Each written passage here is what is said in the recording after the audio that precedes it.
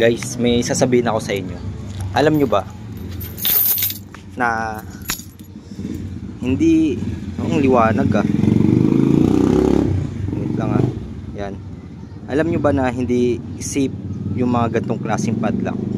Pakita ko sa inyo Ito yung tunay na susi niyan. Yan yan yung tunay na susi niyan. Padlock natin. Paano ko ba hawakan to? Wait lang Padlock ko siya. Ito yung totoo niya susi. Tingnan nyo yung size niya. Magkalayo, diba? Yung size. Dahil ng size. Parang nagiging siya. Nagiging pick lock. Yan, pwede mo siyang laro-laruin para mag-unlock siya.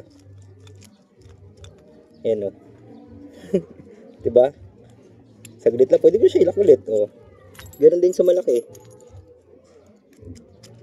Yan diba?